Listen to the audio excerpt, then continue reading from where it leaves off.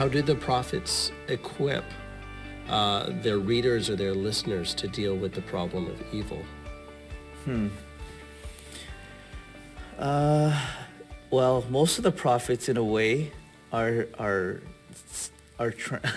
they're explaining that it's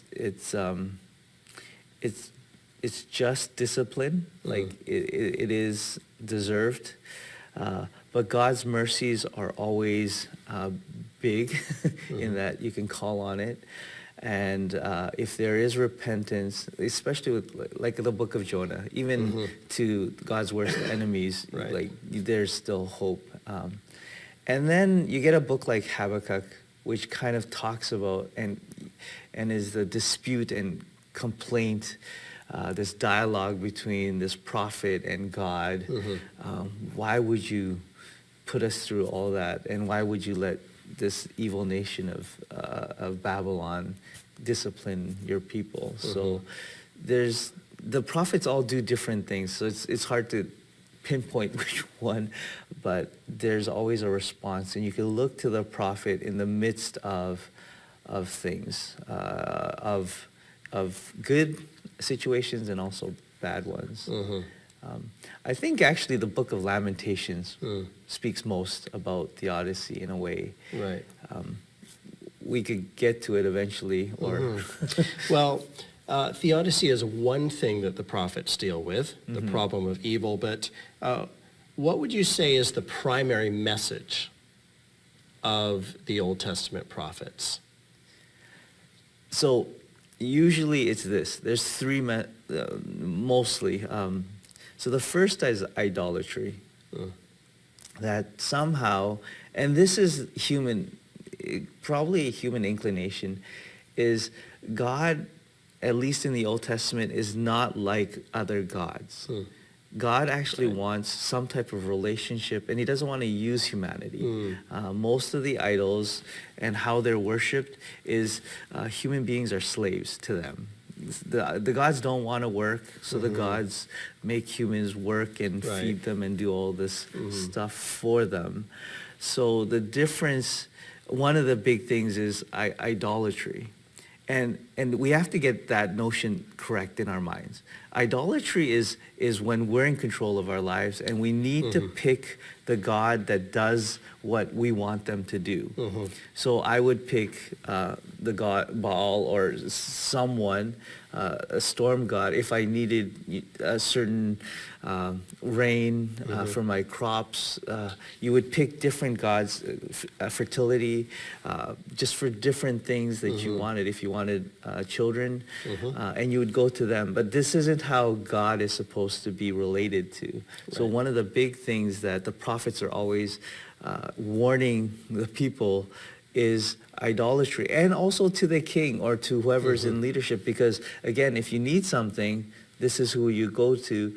But there's this exclusive relationship, covenant relationship between God and his people that needs to be maintained. That's one. Another is social injustice. So the prophets are always concerned about social injustice. Right. And again, you have to see, and it depends on the situation. So when times are really tough, you usually get the message of idolatry, because that's when you want to go to another god. That's when you turn to the other gods who might do specific things for you. That's right. And when times are really good, that's when people usually take advantage of other people. So you get in Amos and other places, that's when social injustice is just right up. The message, that's all it is. Like everything is the powerful taking advantage of the weaker. That's right. And again, those are the two reasons primarily that actually Israel went into exile. Though number 1 and 2 right there. The other that comes alongside this and is part of this is also this kind of ritualism.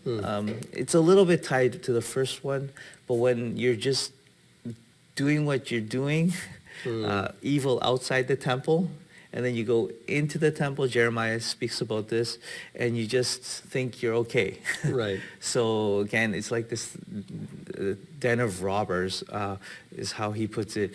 Basically, you're stealing, you're ripping off everyone. Then you go into the temple, do your sacrifices, and you think everything's fine. And that's what the prophets are saying you can't do. So this kind of dead ritualism, that is another thing that the prophets are constantly speaking against. It's kind of those three things. So the prophet's message is always hard-hitting, but would you say that the overall prophetic message is one of despair or hope? So, again, a little complicated, but let me put it this way. So imagine two people, one really big guy and another guy, and something happened, and it was to no fault, and all of a sudden this big powerful guy just started wailing on, and just something, so this scene happens. Sounds like my high school experience. And it's completely unjust. He just wants to bully the other person, okay? And then a police officer comes on the scene. Right at that moment, there's judgment and salvation. Same time, and it's the same thing on that one encounter.